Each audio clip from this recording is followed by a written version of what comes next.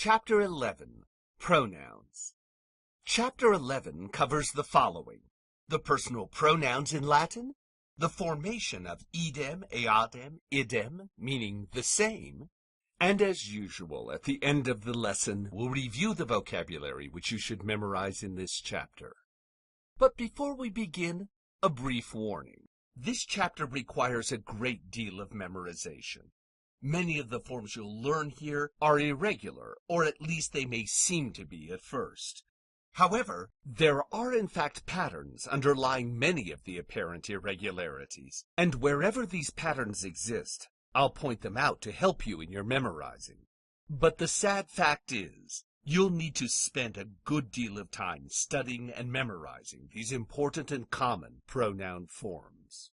Get to work now. You've been warned. Personal pronouns. Personal, in grammar, means relating to person. That is, first, second, or third person. In English, those persons are represented by pronouns: I, you, he, she, it, and so on. These are forms we've already studied in relation to verbs. Now we'll look at them independently, as pronouns. In other words, what we're studying in this chapter is how Latin treats these forms not as verb endings, but as nouns, the way they decline through cases, as nouns do in Latin. Or to put it another way, remember how we studied that boy in Latin goes puer, nominative singular, subject, pueri, genitive singular, of the boy, puero, dative singular, to or for the boy. You do remember that, right? I'm going to pretend you said yes. Now we're going to study how the Latin equivalent of the pronoun I and its comrades do the same. In other words, the way Latin says nominative I, genitive of me, dative to me, and so on, and its second-person counterpart, you, of you, to you, and the third person, he, she, it, his, hers, its, and so on, along with their plural counterparts. So let's get to it. And no better place to begin than with what's most important in the world: me. I mean, of course, the first-person singular pronoun. With that introduction, it should come as no surprise that the Latin first-person singular pronoun begins ego. It's where we get the word ego. Let's decline this pronoun together. Here it is: ego, mei, mihi, me, me. Let's say it again: ego, mei, mihi, me, me. And to the right on the diagram is its second-person comrade. Let's say that together too: tu, tui, tibi, te, te. Let's now say them both: ego, mei, mihi, me, me, tu, tui, tibi, te, te. Keep saying these until you've memorized them, or your tongue is bleeding, or both. And here is the translation of these forms. Ego means I, as subject; mei, of me; mihi, to or for me; me as direct object; me as the object of a preposition. The same holds true for the second-person singular, tu. So no need to belabor that translation. I think you get the point. But I'll bet you're wondering, or at least I hope you are, why Latin would have a nominative singular for I and you at all. Aren't those pronouns embedded in the verb? Why would you need to say ego when amo and video by their very nature indicate first-person singular? Good question. And the answer is, these pronoun forms, like ego and tu, are emphatic. In other words, they're used to emphasize the subject, not explain what the subject is, the way nominative personal pronouns function in English. In English, we have to say we if we want to indicate that we is the subject. But that same information is embedded in every Latin finite verb. So the Romans didn't use their nominative personal pronouns to explain what the subject is. Rather, they used them to emphasize it. For instance, if we said in Latin, Tu ne amas? Are you in love? In this case, the Latin speaker would be emphasizing the subject you by including the Latin nominative personal pronoun tu.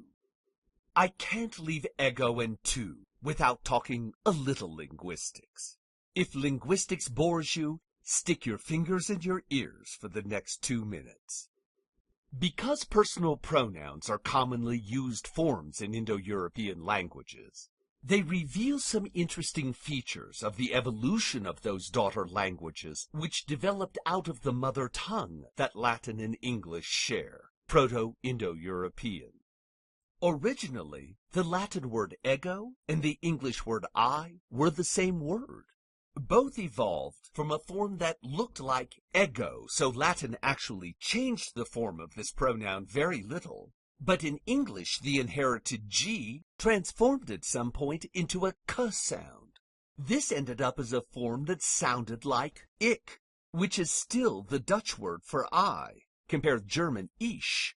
English eventually dropped the K, lengthened the I, and we ended up with our first-person singular personal pronoun.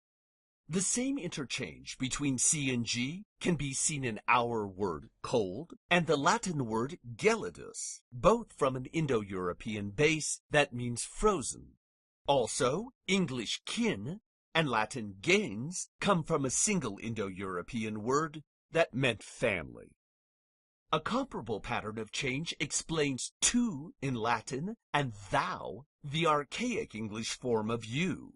Indo-European t remained as t in Latin, but in English it evolved into th. Thus tu and thou, they were once the same word. You can see the same pattern in the word for mother. Latin has mater, English has mother. Likewise, the word for tooth. Where Latin has dentes, English has teeth. Linguistics break over. You can take your fingers out of your ears. Let's return to the declension of ego and tu.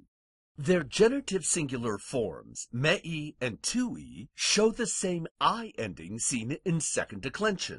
No IUSs here. These are personal pronouns, not demonstratives. And these genitive forms of the personal pronouns will have a characteristic that may seem very odd to you. They do not show possession. The personal possessive adjectives meus and tuus perform that function, so there's no need to have another way of saying belonging to me or belonging to you other than meus and tuus, my and your. So then you're probably saying to yourself, if these forms don't show possession, how are genitive forms like mei and tui used? Well, possession is not the only use of the genitive. There are other uses. For instance, an objective genitive. For example, love of me. It's called objective because the genitive operates as the implicit object of the verbal sense inside the noun. Love of me implies someone loves me.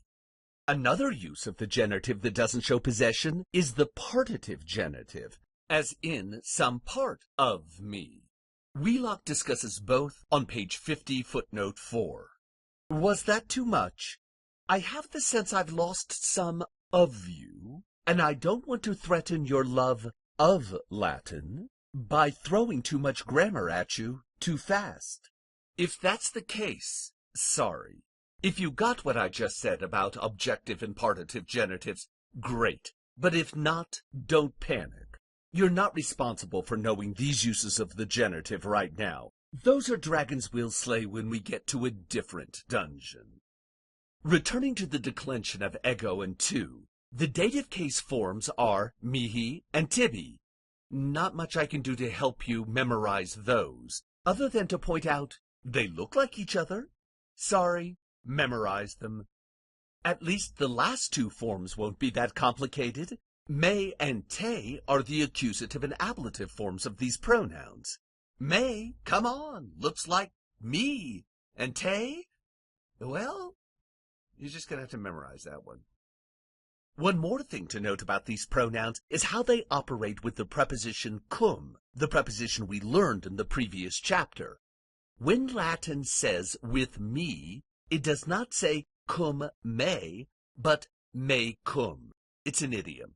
The same is true of te cum, with you.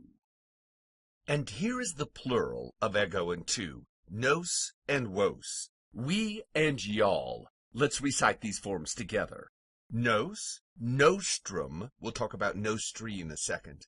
Nobis, nos, nobis. And the second person, wos, westrum, wobis, wos, wobis. And here is how these forms translate. We, of us, to or for us, blah, blah, blah. No surprises here. Let's move on. As in the singular, the nominative forms are used mainly for emphasis, and the formation of the nominative and accusative plural forms nos and wos is not all that irregular if you look at them as close cousins of the third declension nominative and accusative plural forms ace. Again, like in the singular, the genitive forms do not show possession. Noster and wester, the personal possessive adjectives meaning our and y'alls, are used to show possession for these forms, but the plural exhibits an interesting difference from the singular. Instead of having only one form of the genitive, which is used both as a partitive and objective genitive, nostrum and westrum are used as partitive genitives. For example, some of us, or most of y'all. And nostri and westri are used as objective genitives. For example, their love of us and his betrayal of y'all. It's a distinction in formation that really doesn't matter until you learn these uses of the genitive much further down the road. So if all these niceties really didn't sink in, don't worry. We'll cover it all again later. The dative and ablative plural forms nobis and wobis bear a vague resemblance to the third declension dative and ablative plural ending ibis, which should help a little in memorizing. They also behave in that idiomatic post-positive way that me and te do. When they are joined with the preposition cum, they precede it, and the two are written as a single word, nobis cum and wobis cum, meaning with us and with y'all. Those are the first and second singular and plural personal pronouns in Latin. Now let's look at the third person pronouns, is, ea, id. The Romans really had no equivalent to English he, she, or it, or in the plural, they. Where we would use these third-person plural pronouns, the Romans used their weak demonstrative adjective, is, ea, id, meaning this or that, and in its substantive sense, this or that man, woman, or thing. You're probably saying to yourself, wait, haven't we already learned the words for this and that in Latin? Hic and ille. Well, yes, in fact we learned another one, iste, meaning that with very strong demonstrative sense. Is ea id completes the third side of this triangle. It's the weakest of the three demonstrative pronouns in Latin. Taken in order, is ea id shows very weak pointing, but still means this and that. Hic and ille show medium-level pointing, and iste has the strongest demonstrative sense, amounting to condemnation. That. Here is the singular of is ea id. Let's say these forms together. Is ea id, eius, eius, eius, ei, eum, eam, id, eo, ea, eo. And here is the translation of is ea id as a weak demonstrative adjective. Where I have used that, this would be equally correct. Here is is ea id translated as a pronoun, he, she, or it. Note that unlike the personal pronouns, the genitive singular of this form, eius, can show possession. So eius can mean his, hers, or its, depending on its gender and context. We will also see that this is true of the plural, eorum, earum, which can mean their, as in belonging to them. And to seal the case that is ea id is really a demonstrative, not a personal pronoun, the irregularity we saw with the preposition cum, where me, te, nobis, and vobis all precede the preposition cum, creating me cum, te cum, nobis cum, and vobis cum, none of that applies to is ea id, which puts the cum where it should, in front of their ablative forms eo and ea, producing cum eo, cum ea, cum eo, with him, with her, with it, what you would expect of a normal prepositional phrase. This also applies to the plural cum eis, meaning with them. The formation of is ea id, while it looks irregular on the surface, has some patterns that can help with memorization. For starters, the base is, if anything, e, just a short e sound, to which is added first, second declension endings, if any endings dominate here at all. Those first, second declension endings naturally produce one mandatory long mark, ea, in the ablative singular feminine.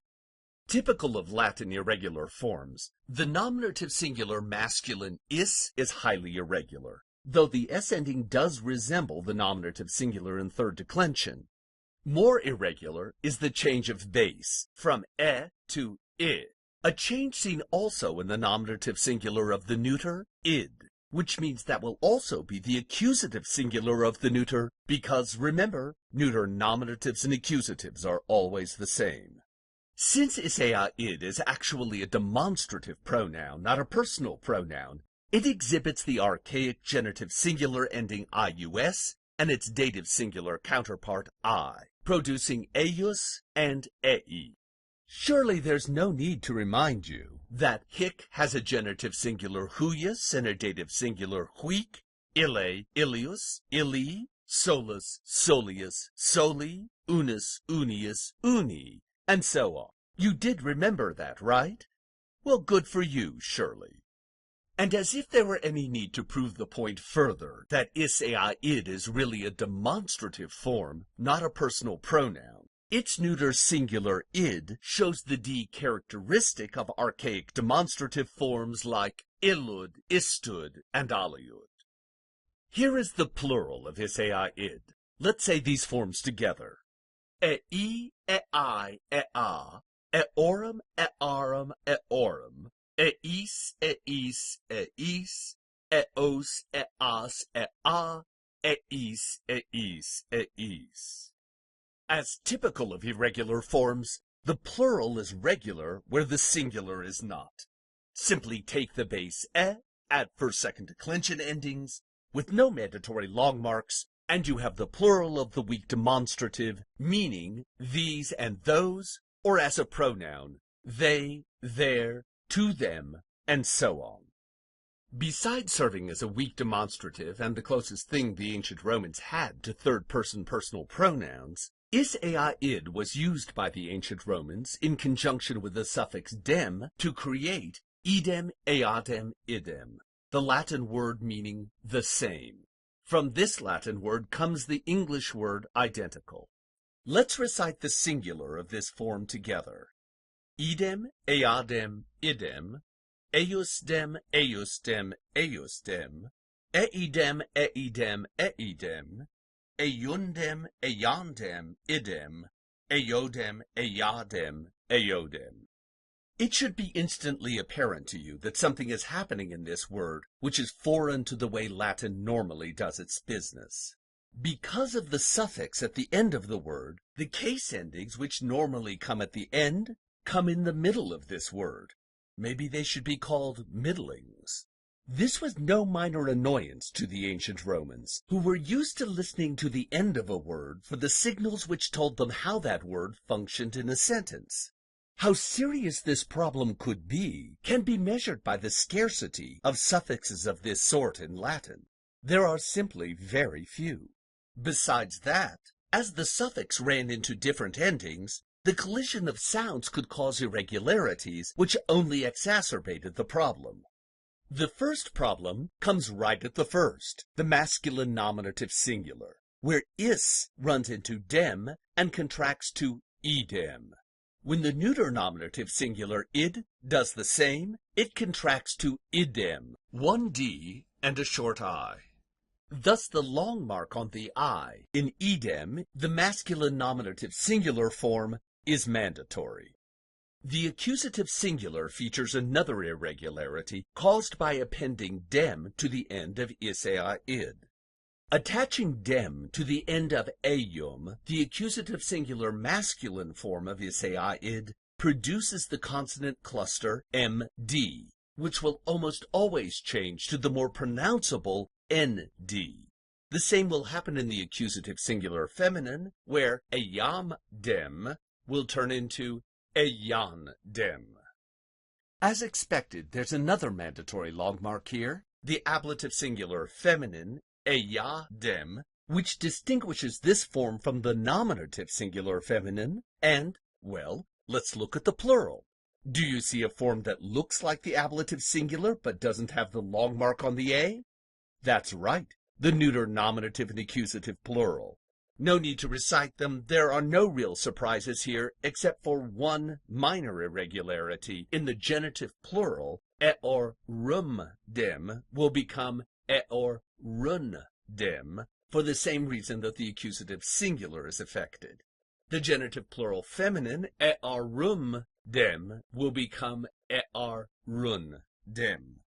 And just to prove how hard it is to say eorum dem, I had to record it 6 times, make that 7, before I got it right, or wrong, depending on your perspective.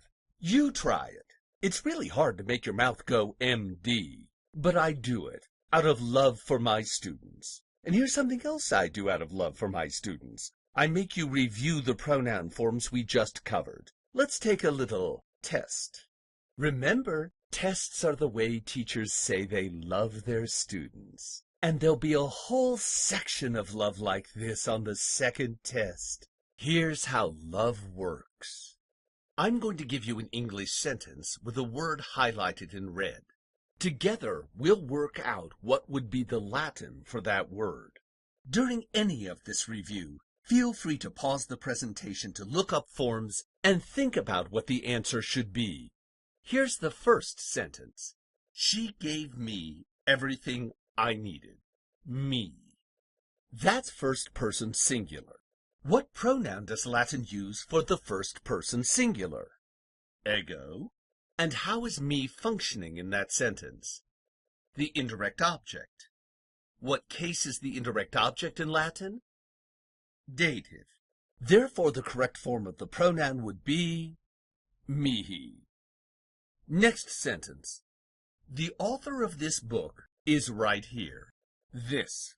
In this case, let's use hic haec hoc. The first question you should ask yourself is this functioning as a pronoun or an adjective? In other words, does this have something to modify? It does. Book. Therefore, hic haec hoc will get its number gender in case from book. What case and number would book be if this sentence were Latin? Genitive singular. And what gender is the word book in Latin? Liber, libri, masculine. Therefore, the correct form of hic haec hoc is huius. Next sentence. Everyone admires her. Her. Let's use is ea id. What number and gender is her? Feminine singular. That should be obvious. How is her functioning in the sentence? It's the direct object. What case is the direct object in Latin? Accusative. So what is the accusative singular feminine of is ea id? Eam. Next sentence. Everyone admires her courage. Her again. And we'll use is ea id again too. But notice that here, her is functioning in a very different way. It shows possession. What case in Latin shows possession? That's right, the genitive. And her is again what gender and number? Feminine singular. But this sentence involves an important rule you should remember. that to show possession with first or second person personal pronouns, Latin uses meus, tuus, noster, vester, but there is no such personal possessive adjective for regular third-person pronouns. You have to use the genitive of one of the demonstrative forms. So what is the genitive singular feminine of isea id? Eios. Don't forget that archaic genitive singular ending ius, which shows up in the declension of a number of demonstrative forms. Next sentence. Did these gifts come from y'all? Y'all. What's the second person plural personal pronoun? Vos. From indicates what case in Latin? Ablative. You would be the object of the preposition ex or ab or de. They all take the ablative. So what is the ablative form of vos? Vos vestrum vobis vos vobis. Next sentence. Nothing excuses that. That sounds pretty negative to me. Let's go with iste, ista, stood. Is that singular or plural? Singular. And what gender is that? Neuter. How does it function in its sentence? It's the direct object, so it should be what case? Accusative. What's the accusative singular neuter of iste, ista, is stood? That's right. Is stood. Neuter nominatives and accusatives are always the same. Next sentence. You and I have the same character. Same. What's the Latin word for same? Idem, eadem, idem. Is idem serving here as a substantive or a regular adjective? In other words, does it have something to modify? It does. Character. So it's a regular adjective. What's the Latin word for character? Good. Mores morum, the plural of mos mores. How is character functioning in the sentence? It's the direct object. So what case will it be? Accusative. And what gender is the word mos? Mos, mores, masculine. So what is the accusative plural masculine of idem, eadem, idem? Eios dem. Next sentence. Both guys love the same woman. The same woman. What's the Latin word for same? Idem, eadem, idem. Is same functioning as a substantive here? Yes. Since an adjective in the feminine gender implies the word woman, you don't need a noun here. You simply use the feminine gender. And what number is woman? Singular. How is the same woman functioning in the sentence? It's the direct object. So what case will it be in Latin? Accusative. So what is the accusative singular feminine of idem, eadem, idem? Eiandem. Next sentence. The needs of another person are not your son's responsibility. Another. What is the Latin word for another? Alius, alia, aliud. What part of speech is another in this sentence? That is it a noun, a verb? It's an adjective. Does it have a noun to modify, or is it a substantive? It does have a noun to modify, person, so it's a regular adjective, not a substantive. That means we'll have to diagnose the grammar of the equivalent noun in Latin for person, the same thing we did with this book and same character. Let's start with case. How is person functioning in this sentence? Of another person. It shows possession. What case should it be in? The genitive. Is person singular or plural? It's singular. To know the gender of the word, you have to know the Latin vocabulary item. What's the Latin word for person, the term the Romans used when they wanted to say human being without making reference to a specific gender? Human being, hint, hint. That's right. Homo, hominis, what gender? Masculine. So what is the genitive singular masculine of alius? Alterius. It's irregular because the Romans didn't like to say aliius, remember? Let's stay on the same sentence, but look at a different word, your. And let's assume the you is plural. What Latin word would you use to say belonging to you all? Remember the rule. In the first and second person, you use a possessive adjective like meus or tuus. What is the possessive adjective for the second person plural? That's right, vester, vestra, vestrum. So, as an adjective, it's either a substantive or it's got a noun to modify. Which is it? The latter. It has a noun to modify. Sons. How is sons functioning in this sentence? What does S apostrophe mean in English? Good. A plural possessive. Sons are obviously masculine, so what number, gender, and case should the adjective be in order to agree with sons? That's right, genitive plural masculine. So what's the genitive plural masculine form of vester? Remember, it contracts. Good. Vestrorum. Last sentence. A short but sneaky one. Only one of us agrees with you. One. What is the Latin word for one? Unus a What number and gender is one? One is obviously singular, and because you can't tell the gender of one, you use common gender, that is masculine. How does one function in this sentence? It's the subject. So what case will it be? Nominative. So what is the nominative singular masculine of unus? Duh. Unus! Even from this side of the microphone I could hear you got that one. Staying with the same sentence, of us. What is the Latin word for us? That is, we. Nos. English of is equivalent to what case in Latin? Genitive.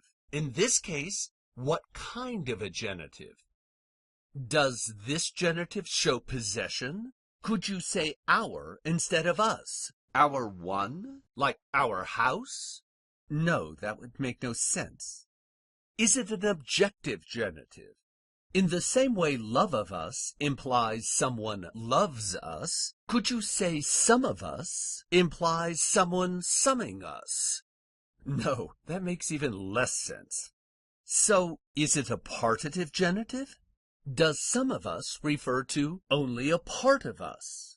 Why, yes, it does. That makes sense. What is the partitive genitive form of nos? Nostrum. Noster is the adjective. Nostri is the objective genitive. Here you must have nostrum. One last word. With you. What's the Latin word for you, let's say singular? Two. English with is the equivalent of what case in Latin? Ablative. And what preposition means with in Latin? Cum. So what's the ablative form of two? Te. Cum te, right? Wrong. Remember that this preposition acts like a postpositive when its object is a personal pronoun in the first or second person. The correct answer is tecum. That's enough pronoun torture for a while. I have to stop now. If I whip you too long, it aggravates the bursitis in my wrist. And that's it. That's the... No, it's not the end. Wait, we haven't done the vocabulary. How long is this chapter gonna go on? It's like Dracula, it just won't die. Okay, use your happy voice. Now let's look at the vocabulary for Chapter 11. My oh my, would you look at that? There's some good news. We've already done most of the vocabulary in Chapter 11, like ego, to, is, idem. No need to go on and on about them. We already did. The next word, nemo, another pronoun, meaning no one or nobody, has an irregular declension. Here it is. The nominative is nemo, the genitive is nullius, clearly borrowing its genitive from the adjective nullus. Its dative is namini, so the base must be namin. The accusative, naminem, and the ablative is nullo, nulla, depending on gender, clearly taking its base again from nullus as the genitive does. Nemo obviously doesn't have a plural because it means nobody, and two nobodies are the same as one nobody. That's the kind of math I love. One last thing to note about this word. Ever heard of Captain Nemo, the swashbuckling submariner from Jules Verne's 20,000 Leagues Under the Sea? Why is he called Captain Nobody? Well, if you know your Homer, where Odysseus plays a trick on the hideous man-eating Cyclops Polyphemus, when Polyphemus asks what Odysseus's name is, he says, "My name is Nobody." After Odysseus blinds him, and Polyphemus starts screaming for help from his fellow Cyclopes, and they ask him who's hurting him, the silly Cyclops says, "Nobody's hurting me." They think he must be joking, and amidst the confusion, Odysseus escapes. Clearly Jules Verne wanted to recall the Odyssey when he named his captain Nemo, recalling one of Odysseus's finest moments in the Odyssey. Why the cartoon fish is called Nemo? I have no idea. Back to the vocabulary. The next word is an adjective, charis a meaning dear. Its second declension. An important thing to note about this adjective is that because of its meaning, it expects a dative after it. Something is dear to someone. If I underline such a dative and I ask you what case and why, say dative with charis. The next word autem, meaning however or moreover, is a conjunction or adverb, and like igitur, is postpositive. The next word bene, meaning well, is another adverb. It's the adverb counterpart of the adjective bonus, meaning good. Be careful to note that bene is well in the sense of you did well on this, not are you feeling well. That well is an adjective. The last two items on this vocabulary list are both verbs. The first is a very important and common verb in Latin, mitto mittere, meaning send. Its third conjugation. Mitto is the basis for many compound verbs like remitto, send back, or admitto, send to, or submitto, send under. Learning this verb well now teaches you many verbs you'll need to learn in the future. What tense sign will you use to create the future tense with this verb? Its third conjugation. That's right, it's not bi, it's e. And finally, sentio sentire, meaning feel, perceive, think, or experience. It's a fourth conjugation verb. How would Latin say, they were feeling? Good. Sentiebant. And now, that's really it. We're done with Chapter 11. For the next class meeting, please bring in a copy of the practice and review sentences for Chapter 11 on page 52 of Wheelock's text. After we've completed all of the exercises and sentences in Chapter 11, you'll take Test 2. Please go to the online materials for this chapter to see an example of that test, with answers. The sample test is at the end of the web page. Here's a link. O discipuli cari, hos labores vobis impono, quod vos amo.